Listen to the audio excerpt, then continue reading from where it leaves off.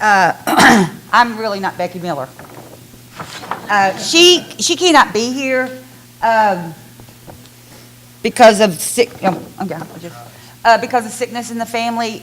She had some prior engagements she had to make because of her little girl, and had to go to doctors and stuff today. So I told her I would come. So I know I probably won't be able to do as much justice as she would have, but here goes. What her ideal was iPads for first grade. And what her problem was is not all students are learning at the same rate. You go into the classroom and you first start off and say, okay, we're going to teach this and they're going to know it and we're going to be ready to, move on.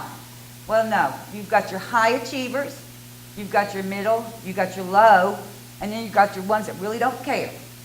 Yeah, and so now you're going to have to address all of these. And this is where the iPad, I think, will come in. The problem is, the effect is it's creating educational gaps. And so solution to her problem is address various learning styles through the use of technology.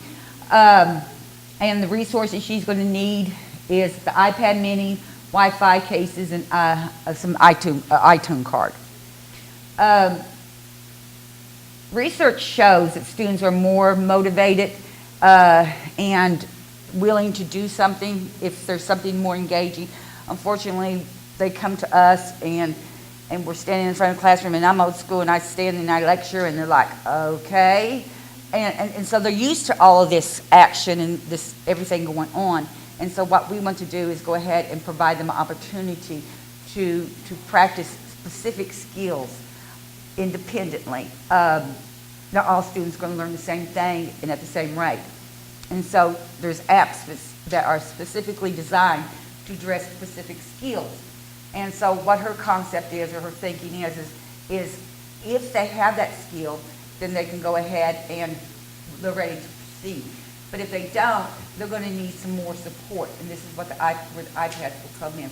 It will give them the extra support that they're going to need to practice that skill independently. iPads are wonderful. They give them feedback. They let them know if they're getting it right.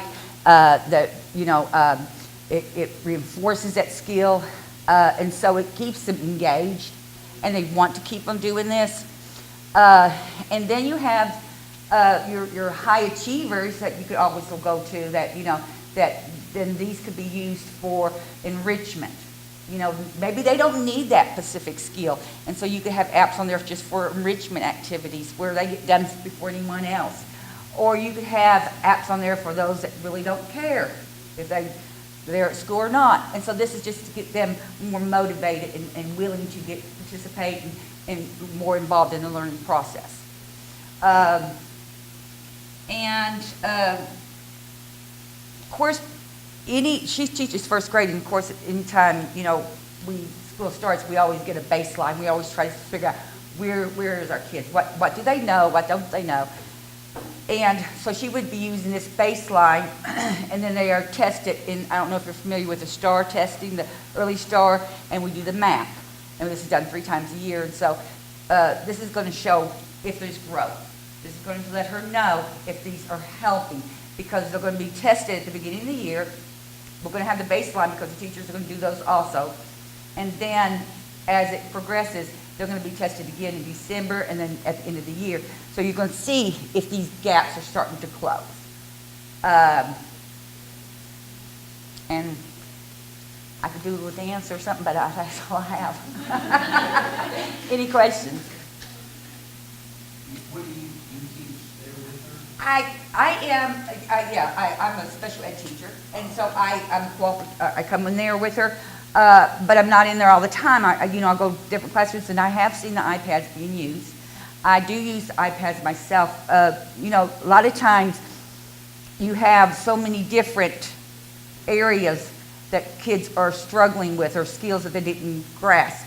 And so this gives them the ability to practice that skill independently while maybe you're working with someone else. So all the time, someone is moving about and they're getting to practice that skill. And there's apps out that you've got to make sure that these apps are appropriate for what skill you're wanting to teach. You just can't put them, give them an iPad and say, here, go at it. And there's some wonderful apps out there. and there's one that it's like a drop in the bucket. It teaches everything like math, literacy, and all those concepts at one time. And so they sit there for 10 minutes or 5 minutes and just do that. Then they're going to kind of get, a little bit the sight words and those types of things. And then there's other ones that's just geared toward specific recognition of sounds and letter recognitions and math and those types of things. I knew it. What? The kids who move on to enrichment, Mhm. are they being enriched in those same skills, or are they Well- moving to new skills? Well, at this point, you've got to decide, do they have the skill that they need? And at that point, you would possibly use enrichments, which would be kind of incorporate that same skill, but broaden it out to where they would be doing a little bit more than what a regular education child would be expected to do, which is what your enrichments are, is just something that kind of goes on the same concept, but it's a little bit higher, maybe that they wouldn't be introduced until maybe the next grade or something like that, but they're now getting an opportunity to do that now.